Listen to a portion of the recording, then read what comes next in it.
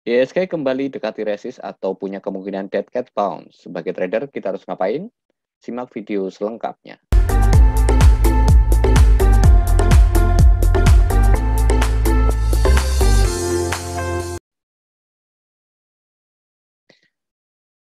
Baik, Assalamualaikum warahmatullahi wabarakatuh. Bertemu lagi di Mutiara Investment Club bersama saya Satimin Sejati. Nah, dengan potensi IHSG terjadi dead cat bounce, apa langkah-langkah yang akan diambil oleh MIC?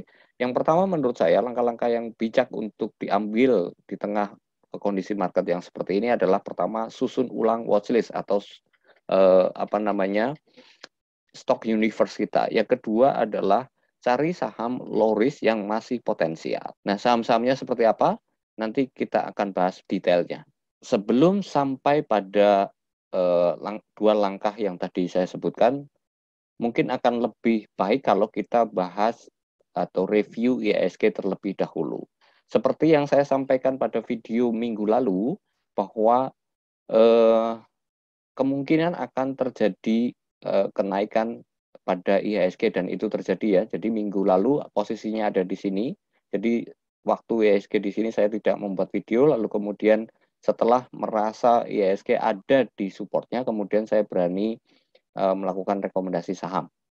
Nah, sekarang IHSG sudah naik. Yang jadi masalah adalah bahwa dalam kenaikan ini beberapa hari justru terjadi distribusi. Jadi kenaikan IHSG tidak disertai dengan akumulasi. Justru terjadi distribusi walaupun hari Jumat kemarin ada sedikit akumulasi ya. Nah, kenapa saya menyebut ada kemungkinan dead cat bounce pada IHSG karena tadi pertimbangan bahwa ketika naik tidak disertai dengan akumulasi.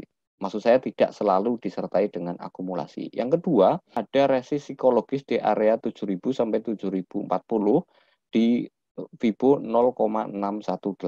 Dan ini perlu teman-teman perhatikan. Nah, dengan kondisi seperti ini, tentu kita sebagai trader perlu melakukan antisipasi. Walaupun kita berharapnya IHSG terus naik ke atas. Ya, terus naik ke atas misalnya sampai 7.200 terlebih dahulu atau mungkin terus naik kalau bisa. Tapi ya dengan pertimbangan-pertimbangan itu saya melihat kemungkinan minggu depan akan naik terlebih dahulu baru kemudian retrace atau bisa jadi Senin langsung retrace, saya tidak tahu. Tapi yang jelas kita harus antisipasi bahwa ada kemungkinan IHSG dead cat bounce gitu ya. Sebelum kita lanjut, terutama bagi teman-teman yang baru menemukan channel ini, saya persilahkan untuk subscribe terlebih dahulu, aktifkan lonceng notifikasinya supaya tidak tertinggal konten-konten yang menarik dari Mutiara Investment Club. Baik, kita akan masuk pada langkah pertama yaitu menyusun stock universe. Cara menyusun stock universe, misalnya ini saya contohkan saja. Pertama, masukkan BSSR bagi teman-teman yang belum memasukkan BSSR dalam stock universe-nya. Jadi kalau Bapak Ibu atau teman-teman ingat, waktu itu saya membuat video tentang cara menghindari dividend trap. Nanti akan saya sajikan videonya pada link yang akan saya cantumkan di sini di pojok kanan atas. Ketika itu BSSR masih ada di sini, ya, masih di harga 2.800 sampai 3.000. Nah, memang saya berikan clue di grup Mutiara Investment Club. Di grup Telegram Mutiara Investment Club saya sampaikan clue bahwa saya sengaja sembunyikan karena yang saya bahas detail adalah MPMX, sementara BSSR saya tidak bahas detail. Saya bilang saya sengaja sembunyikan hidden gems, ya. Jadi saya sengaja menyembunyikan mutiara terpendam supaya apa? Saya bilang di sana supaya mereka yang rajin lah yang akan mendapatkan cuan lebar. Dan ternyata terjadi BSSR sesuai dengan gambar yang saya buat, ya, sesuai dengan gambar yang saya buat sampai dengan target price yang saya buat di 4.800-an. Jadi setelah itu kemudian saya juga ingatkan untuk sebaiknya sell terlebih dahulu karena dividend trap-nya cukup lumayan di BSSR. Nah, kapan sebaiknya lakukan pembelian lagi di BSSR? Nanti kita akan bahas di grup Mutiara Investment Club. Nah, bagi teman-teman yang berkenan join di grup MIC. Saya akan cantumkan linknya di kolom deskripsi pada video ini ya. Silahkan nanti teman-teman cek kolom deskripsi, di sana ada link, silahkan klik dan join di sana. Free ya. Oke. Yang kedua, misalnya saya melihat ada satu emiten RMKE yang sangat bergerak, sangat impulsif ya. Emiten ini punya pergerakan yang tidak terlalu berpengaruh terhadap pergerakan IHSG. Jadi kontrarian terhadap pergerakan IHSG. Nah, sekarang terjadi koreksi. Barangkali akan lebih bijak kalau kita misalnya menunggu di area 480.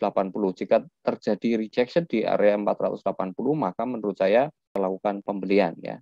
Jadi mungkin kalau misalnya dikasih di area 420 sampai dengan 480 ya, areanya cukup lebar ya untuk RMKE. Tapi pada intinya seperti itu. Jadi intinya kita akan mencari saham-saham yang selesai retrace. Nanti kalau sudah selesai retrace kita ikut beli lagi karena saham ini masih strong uptrend. Ingat, tunggu sampai ada rejection terlebih dahulu, jangan buru-buru buy, gitu ya. Nah, lalu yang ketiga, karena kemarin ada pertanyaan dari salah satu rekan kita di grup MIC bahwa apakah, jadi pertanyaannya adalah Era melakukan buyback saham. Beliau bertanya apakah Era juga menarik seperti halnya LPPF yang saya bahas kemarin. Nah, tadi saya sempat membuka keterbukaan informasi publiknya bahwa benar Era akan melakukan buyback saham pada tanggal 20 Mei sampai dengan 19 Agustus 2022. Ya, tapi sayangnya pada keterbukaan informasi publik itu tidak dicantumkan harga batas atas pembeliannya. Sehingga menurut saya tidak cukup data untuk bisa memutuskan dengan tepat apakah Era ini cukup menarik untuk kita tradingkan. Kalau kita perhatikan secara teknikal misalnya, Era itu akan sangat menarik apabila Era itu sudah mengalami koreksi pada target penurunannya yaitu pada level 460 sampai dengan 470. Nah, kenapa kok saya bertahan, kenapa kok saya mempunyai view seperti itu? Karena pertama, dari keterbukaan informasi publik tidak cukup data untuk memutuskan. Kedua, memang ada statement bahwa buyback ini untuk mengantisipasi volatilitas market. Artinya, Era ini melakukan buyback saham untuk menjaga harga sahamnya. Jadi, kalau Bapak Ibu teman-teman semua sudah menonton video saya tentang buyback saham, salah satu tujuan dari buyback saham adalah untuk menjaga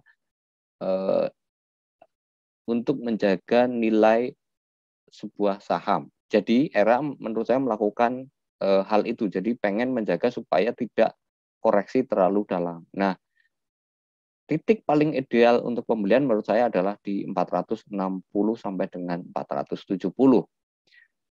Itu view saya tentang Era. Jadi saya tidak bisa mengatakan apakah Era menarik atau tidak. Kesimpulannya tidak semua buyback saham itu bisa begitu teman-teman lihat beritanya langsung lakukan aksi pembelian. Tidak seperti itu aksinya.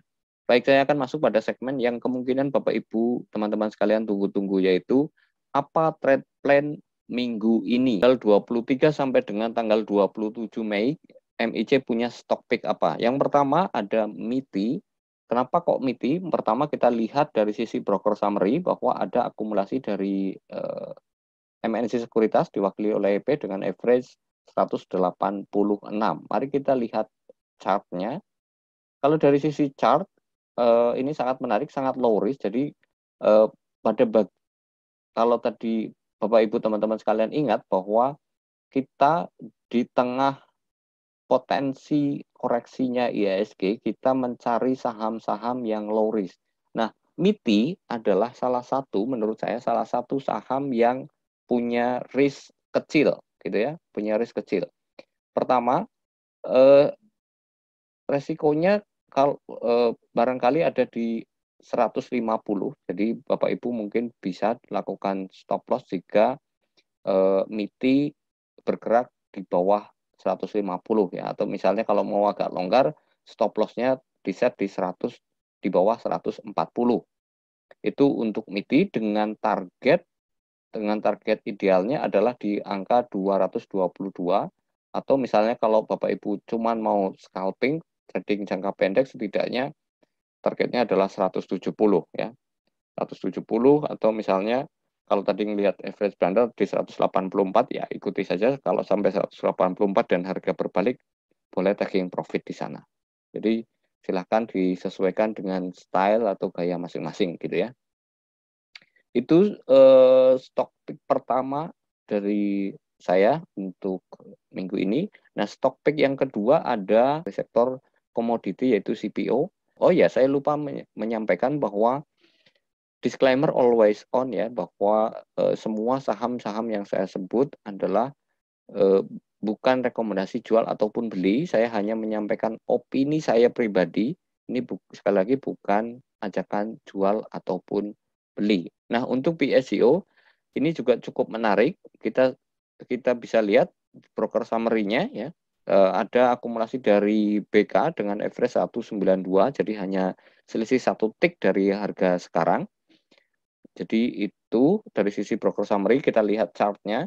Kita lihat chart-nya juga memungkinkan adanya double bottom ya, memungkinkan adanya double bottom yang kalau misalnya mau target maksimal ada di 220 dan target minimalnya menurut saya ada di 204. Jadi itu yang bisa saya sampaikan untuk kesempatan kita kali ini. Terima kasih sudah menonton sampai akhir. Jangan lupa subscribe dan share bagi teman-teman yang membutuhkan. Saya akhiri, terima kasih. Wassalamualaikum warahmatullahi wabarakatuh.